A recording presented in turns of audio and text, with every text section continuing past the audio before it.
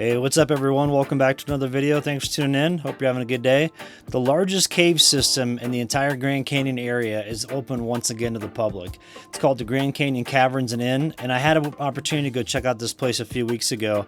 And let me tell you something, I was thoroughly impressed. I didn't really know what to expect when going in here, but it had these massive caverns. There's a couple of them on the tour. Got these cool geologic features. This one's called the Teacup, and just a really cool place. History of when they first started getting tours in there back in, I think it was like the 1930s. Then also time during the Cuban Missile Crisis when there's enough provisions stocked in here for 2,000 people to survive. There's also this restaurant on site which has supposedly some of the best burgers around. I heard the bison burger was really good, so check that out if you come visit. And then on top of that, this place has an inn, which the rooms are being revamped right now, and they're doing a lot of work to get those things squared away. And then they got this huge old campground right next to where the Caverns restaurant is. And it's got everything from truck camping sites to tent sites all the way up to RV sites with full power and water. It doesn't have the sewage hookups. What it does is it has a dump station, so just a heads up for those that have big RVs. But really cool area. I was impressed with this place, and I recommend checking it out if you're traveling to the Southwest. So I had the world's best tour guide. His name's Dino. We're going to go into the caverns now and check this out. So I was looking online. Is this the largest cave system in the Grand Canyon? Yes, it is. Okay. This is the largest. Wow. And then was it also the third largest in the entire United States? I do believe it is, yeah. That's impressive. We are partially wet down there because we had some snow and rain. It will seep through the cracks of the cavern walls. And so we'll be a little bit wet down there. So cool. But we are drying up. So how big is the tour that we're going on right now? This is a 40 to 45 minute tour. Okay.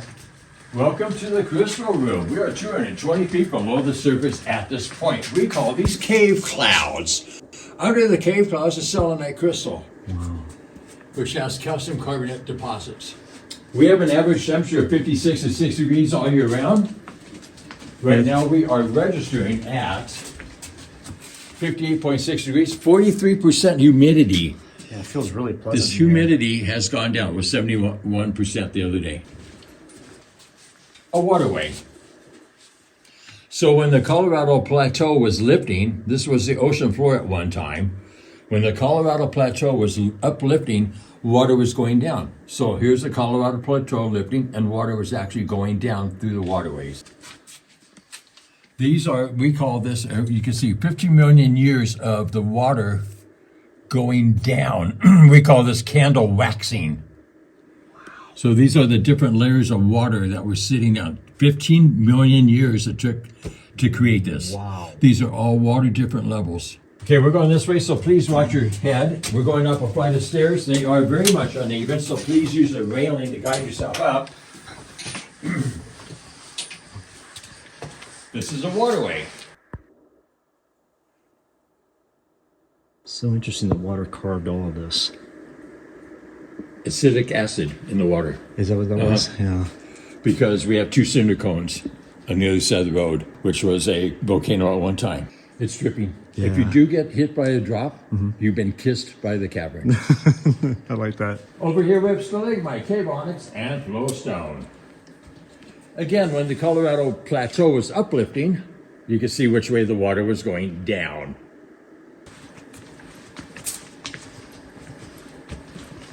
Number 4, ancient waterways. Waterways to the lower levels. This goes down 33 feet. It has been explored. It doesn't go any farther, and there is no airflow, so we know it doesn't go anywhere. Okay.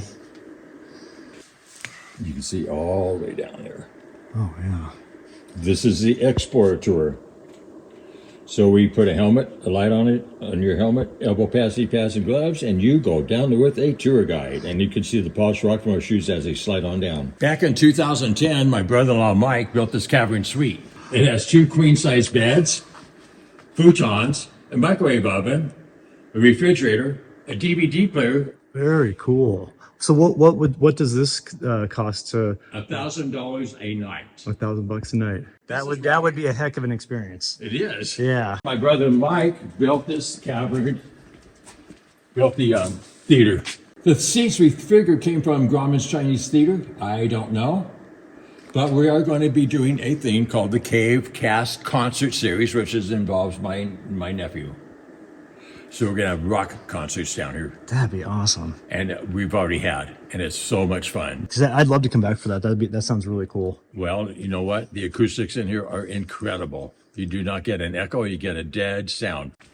Over here we have a teacup handle, which is a form of gypsum, selenite crystal, created by the red rock limestone.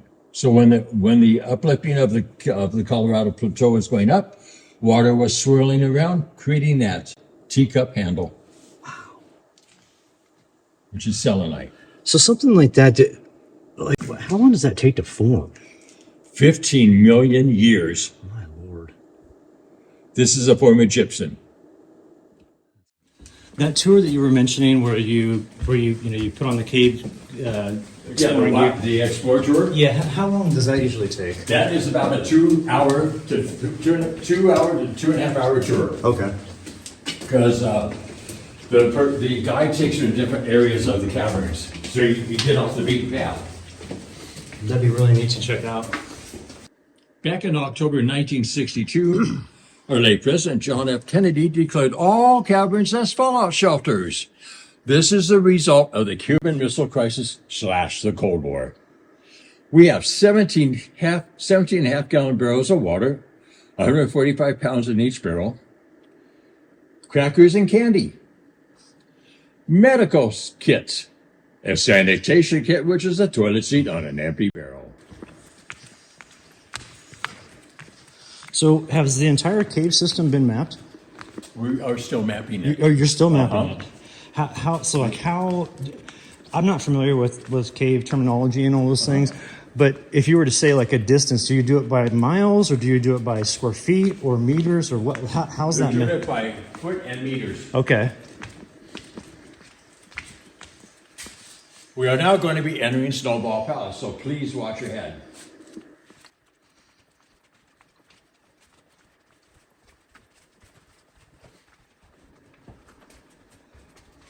Welcome to Snowball Palace, created by the ocean 15 million years ago. And you can see all the 40 years of touching on this wall. That's why it looks that way. I too. That's why it's important not to touch these walls. Exactly. When Walter Peck found this cavern back in 1927, he was lowered down by rope.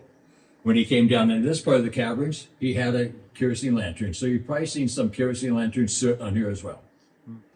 Gosh, what an intrepid soul to come down here and start to, it's the unknown. And that's, I got a lot of respect for people that do that. We're going to go to the mystery room.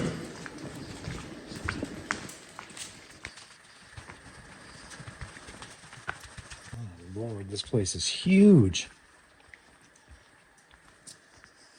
Temperature is 60.6 degrees, 70% humidity. Usually it's about the same. Welcome to the mystery room, number 10. It is 318 feet down at the bottom, right down there. All right. Again, this is the Explorer Wild Tour.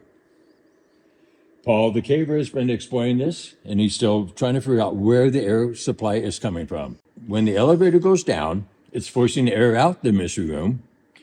When the elevator goes up, it sucks the air back up out of the mystery room towards the elevator. This is like living in a giant lung. So that's the source, but it just hasn't been found yet. Yep, we're still trying to figure out what the source is. That is so yet cool. to be discovered. Wow. And how long have the mapping efforts taken place? He's been doing this since he was in his 20s. And how old is he now? He's like my age. Oh, okay. Yeah.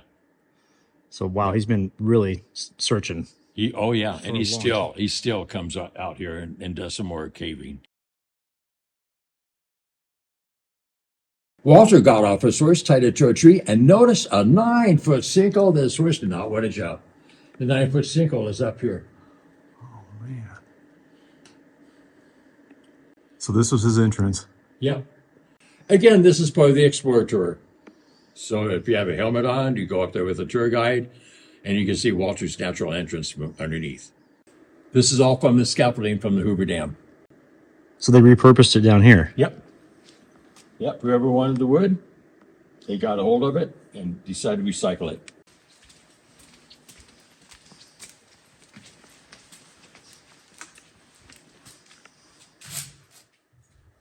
And is this where, like, for the people that had that suite, is this where they're... They can come up here if they want to eat up here. They can do that as well. Okay. But we do a combo tour. So we'll be doing probably 2 of those today. So we have the restaurant staff will come down, the food server, and they'll bring food down there and they get to eat. Very cool. And it's awesome. Man. It's really awesome. This is my brother-in-law, Mike, and I built this. Oh, cool. Yeah. Man, this is nice. I love it. I haven't been here for 3 years because of the elevator breaking down. Mm-hmm. This is one I remember. I call this the icebox. Oh, wow. Isn't that cool? That is awesome. It totally looks like an icebox. It does. So that's why I named it the icebox. Yeah, that's incredible. And it just worked its way. It found its way. It found its way down. Yeah. Oh, we're back at the elevator. Yeah, we're back at the elevator. Oh, nice. This is cool. When I heard that the elevator had to be replaced, I thought, what an engineering endeavor. To get an elevator to come down here. It's just, it's got to be custom. I'm sure it's probably not, your normal run-of-the-mill elevator that you put in. So it's very cool. Our elevator that we had was in operation in 1962. It had a window that was cut in right here. It was all manual. This is all electronic. So you push up and down, but if you wanted to get out, you can actually open up the door and jump out onto the fire escape. You can actually see the fire escape going by right there through the doors. Oh, yeah. So that was your means out. Yeah, that was amazing down in there. I mean, it really is. It's a labyrinth of just geological wonder. Uh-huh. And I've never been in a cave before. So I mean, I've been in small ones that go in like 50 feet, but that's more of an alcove. So huge. So you had mentioned that they measure it by feet or meters. What they do is one of the cavers will be up on top with a receiver. Uh-huh. The other one will be down below with a transmitter, and they'll track each other like this. And that's how they map the caves out. I will show you Paul, what he made. He made a really nice portfolio.